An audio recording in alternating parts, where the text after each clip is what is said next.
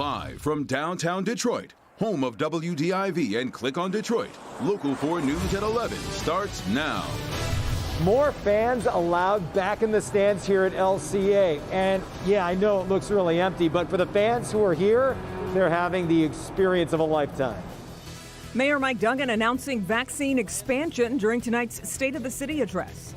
Let's get vaccinated and let's get Detroit back open. But we'll begin with breaking news tonight from Southfield, where 2 people have been rushed to the hospital after being hit by a car. It happened on Northwestern Highway. Tim Pamplin is on the scene with the night cam. Tim. The flashing lights down there, that's where they got Northwestern Highway shut down again after these 2 pedestrians were struck by a vehicle.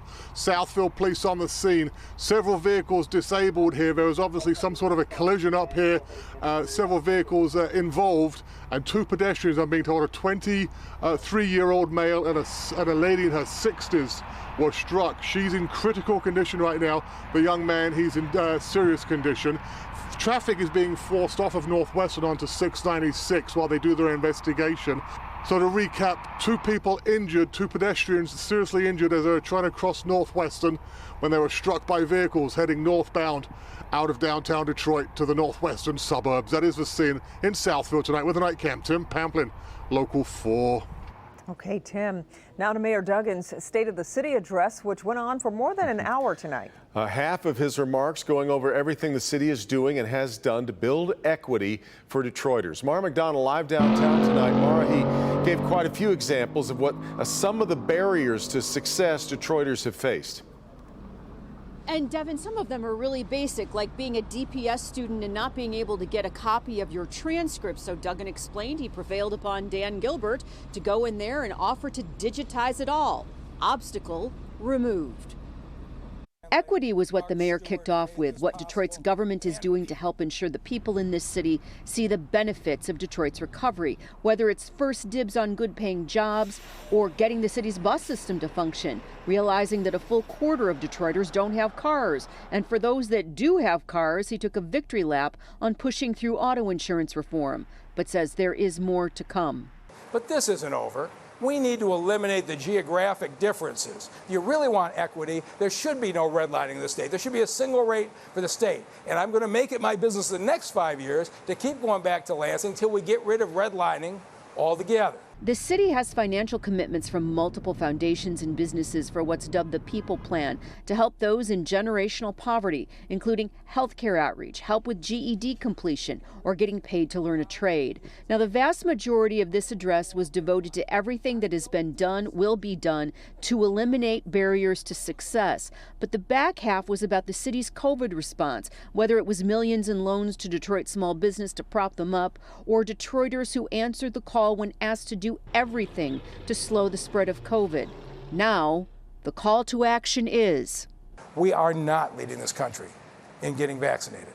And if we are going to drive the comeback of this city, it's going to be important. Take your friend, take your neighbor, and let's get vaccinated. Back here live to that end, the mayor announcing a new vaccination site opening up at the Northwest Activities Center this month. That will have the Johnson & Johnson vaccine, that one doser that the mayor said some things about last week that got him into pretty hot water. He addressed that in the address tonight, saying that he didn't do his research or all the research that he should have, and emphasized that his hope is that Detroit will be in a position to offer vaccines to anybody who wants one by May. We're live downtown tonight. I'm Mara McDonald, Local 4. Which would be soon, sooner than many people believe, I think. All right, Mara. Other news tonight. 2 children are hospitalized after 2 separate shootings that happened just 2.5 miles apart on Detroit's east side. We begin on Justine Street, where a 13-year-old boy was rushed to the hospital after being accidentally shot by his 10-year-old cousin. Investigators say the children were home alone when it happened and that the 10-year-old found the gun inside the home. The 13-year-old, we're told, is in critical condition. And not far from that scene, Detroit police responded to a home on O'Meara Street near East 7 Mile and I-75. That's where a 3-year-old was accidentally shot in the arm by another child. Investigators say a 4-year-old and a 13-year-old were also inside the home and that no adults were there. The 3-year-old is now recovering at the hospital. If you watch the Red Wings game tonight, you may have noticed a little more crowd noise. Capacity recently increased to 750 fans. Okay, a far cry from capacity, but tonight there were added safety protocols in place and the fans filed in. Jason Colthorpe reports it was a one-of-a-kind experience.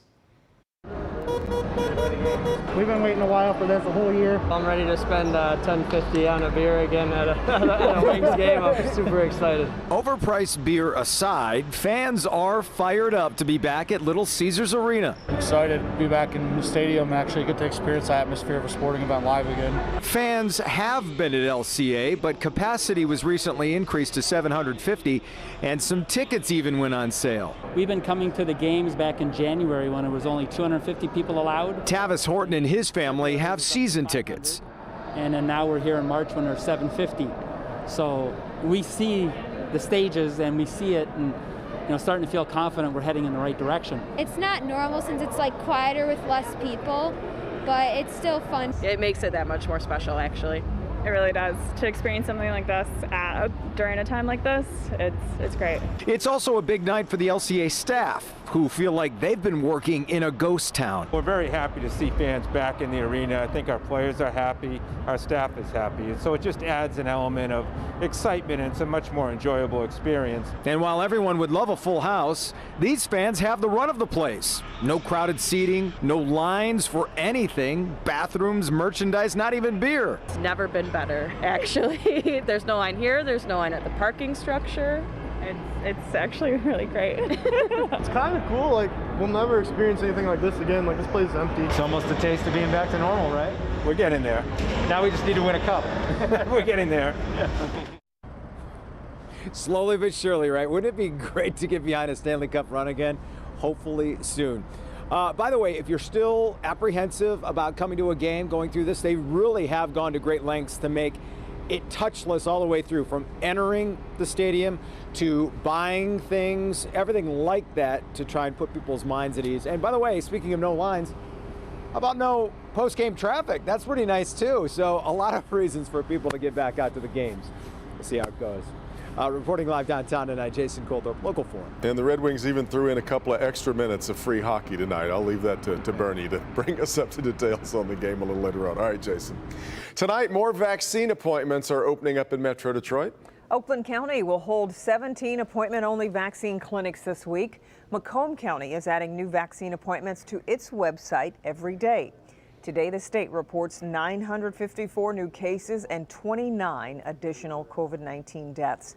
State health officials are also tracking Michigan's first case of the South African variant in Jackson County to see if there are any additional cases linked to it.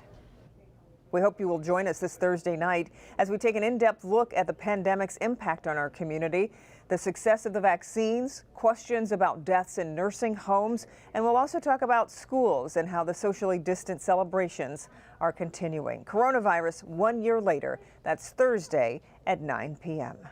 Governor Whitmer today signing off on nearly $2.5 billion in coronavirus relief. Two bills the governor signed, including $283 million for emergency rental assistance, up to $110 million for vaccine administration. As expected, the governor vetoed the bill that would have required her to give up some of her emergency powers. State Republicans tied that bill to $840 million in federal money for schools. After signing the bills, the governor released a statement reading in part, quote, "There were problems in the bills that I had to veto, and I expect the legislature to step up to fix the bill to allocate all of the money so we can get back to normal as soon as possible." The Mackinac Center, Mackinac Center Legal Foundation is now suing the state health department, claiming the department is refusing to release nursing home coronavirus data. The center released a statement reading in part, quote, "It is essential that the public have access to data about nursing home deaths in Michigan. As more scandals plague other states' COVID response, it is no longer acceptable for the government to provide statistics and ask citizens to simply accept them as true." We reached out to the governor's office and the state health department. They told us they do not comment on ongoing litigation. Detroit police are looking for a man accused of robbing the same dollar store 2 days in a row. The robberies happened last week at the Family Dollar on Greenfield near West Chicago. The first one was Wednesday around 8:30 in the morning. The second one was Thursday around the same time. Both times the man was armed and got away with money. Anybody with information is asked to call Detroit police. A new Amazon facility could be coming to Wayne County. Crain's Detroit Business reporting an Amazon warehouse and distribution center expected to be built in Canton on Michigan Avenue between Beck and Denton Roads. Construction slated to start in June, would wrap up by next April. It would be the latest Amazon facility to join several that are already, of course, around Metro Detroit. Well, still ahead, a large anti-Biden flag has neighbors calling on police to do something. It's the word itself. It's not the statement that it's making, it's that word. First Amendment debate playing out in this Michigan community coming up. Hey there, Ben.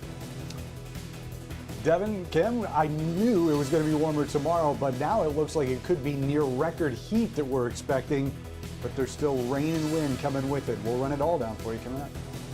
All right, Ben, but first, Kevin Matthews was shot and killed by a Dearborn police officer 6 years ago. The settlement that was just agreed to between the city and his family, next.